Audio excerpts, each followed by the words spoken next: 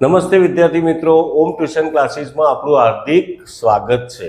મિત્રો, ધોરણ 11 અને 12 માટે એક મહત્વનો ટોપિક છે, એ છે ડબલ કમ્પેરિઝન, કે જે ફંક્શનની અંદર આપણે ઓળખવાનું આવે છે. પણ કમ્પેરેટિવ ડિગ્રી વિશે પણ આપણે જાણતા હોઈએ છીએ કે જે 9મા 10મા ધોરણની અંદર આપણે શીખી ગયા છીએ. હવે એ કમ્પેરેટિવમાં ડિગ્રીમાં કેવું હોય કે કોઈ પણ વ્યક્તિને બીજી વ્યક્તિ કરતાં ચડિયાતી કે ઉત્તરથી દર્શાવવા માટે આપણે કમ્પેરેટિવ ડિગ્રીનો ઉપયોગ કરીએ છીએ. દાખલા તરીકે Sameer is stronger than Anil, તો બરાબર, તો એમાં ખાલી શું આવતું હતું કે ભાઈ વિશેષણને ઈઆર લગાવતા હતા, કરતા પછી ક્રિયાપદ, પછી વિશેષણને ઈઆર, અને પછી આપણે શું લગાવતા હતા, ધેન લગાવતા હતા. પણ અહીંયા આખી વસ્તુ અલગ છે. અહીંયા શું બતાવે છે કે ભાઈ ડબલ કમ્પેરિઝન. હવે ડબલ કમ્પેરિઝનની અંદર ટોપિક શું છે કે એનો મતલબ એવો થાય છે કે જેટલું વધારે એટલું વધારે, જેટલું ઓછું એટલું ઓછું, આવો એનો અર્થ થતો હોય છે. એનો મતલબ કહેવાનો મતલબ કે દ્વિઅર્થી તુલના કહેવાય. શું કહેવાય? દ્વિઅર્થી તુલના. એના માટે આપણે શાનો ઉપયોગ કરીશું? Double comparison. તો ધોરણ 10, 11, 12 માટે બહુ જ મહત્વનો ટોપિક છે. એમાં ખાસ કરીને 11 અને 12 માટે બહુ જરૂરી ટોપિક છે. તો એના વિશે આપણે જોઈએ કે ભાઈ ડબલ કમ્પેરિઝન કેવી રીતે એનો ઉપયોગ થાય. બરાબર, તો ડબલ કમ્પેરિઝનનો મતલબ થાય જેટલું વધારે તેટલું વધારે, જેટલું ઓછું એટલું ઓછું, એટલે મતલબ કે દ્વિઅર્થી તુલના. એની વાક્ય રચના શું છે મિત્રો? જુઓ કે પહેલાં હંમેશા બંને મુખ્ય વાક્ય અને ગૌણ વાક્ય, આ મુખ્ય વાક્ય છે, આ ગૌણ વાક્ય છે. તો મુખ્ય વાક્યની આગળ, બંનેની આગળ શું આવશે?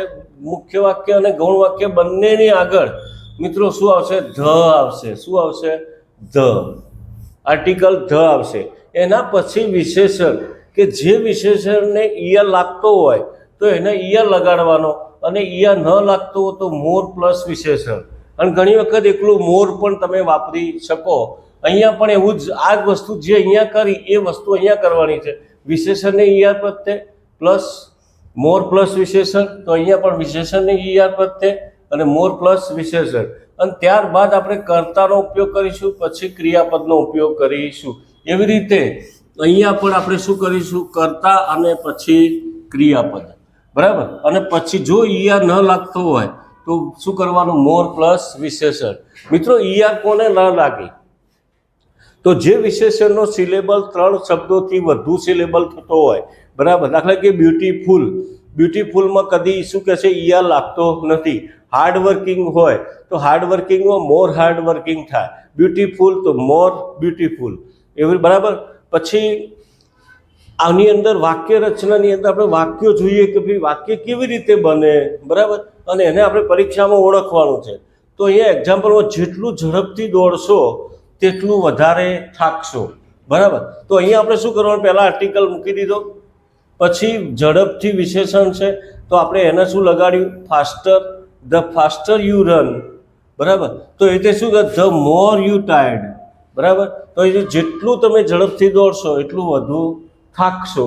તો બરાબર, અહીંયા આપણે શાનો ઉપયોગ કર્યો? વધારે એટલે મોર, ને પાછળ વિશેષણ છે નહીં, મોર પોતે જ વિશેષણ તરીકે ઉપયોગ કરેલો છે.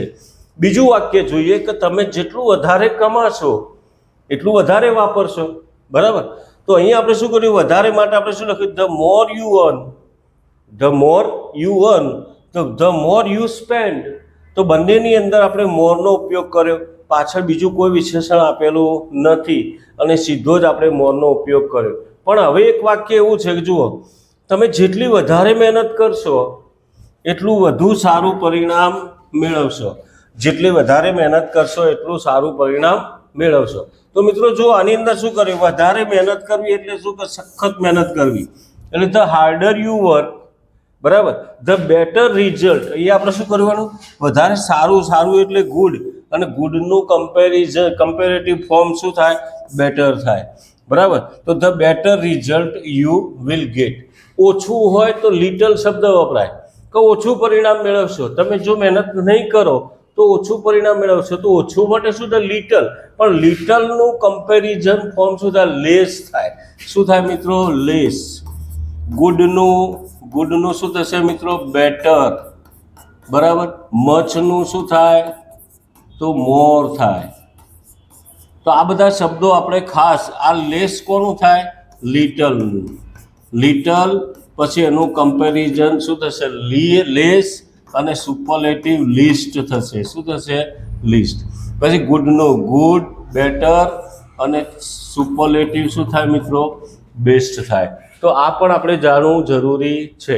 તો મિત્રો ધોરણ 12 ની અંદર આ ટોપિક બહુ ભાગ્યે જ જોવા મળતો હશે, પણ બહુ મહત્વનો છે, પરીક્ષામાં પૂછાઈ ગયેલો છે. તો આને જો યાદ રાખવા માટે તમારે ખાસ યાદ રાખવાનું કે ધ આર્ટિકલ પછી વિશેષણ હોય અને આ બાજુ પણ ધ આર્ટિકલ હોય, બરાબર, અને એમાં પણ વિશેષણ હોય, ન હોય તો મોર પ્લસ વિશેષણ હશે. તો જો તમે આ રચના મોઢે રાખશો તો આ ટોપિક ઓળખવામાં ભૂલ થશે નહીં. બરાબર મિત્રો, તો જો આ વિડીયો તમને પસંદ આવ્યો હોય તો એને લાઈક કરજો, શેર કરજો અને સબસ્ક્રાઈબ કરવાનું ભૂલતા નહીં. Thank you very much.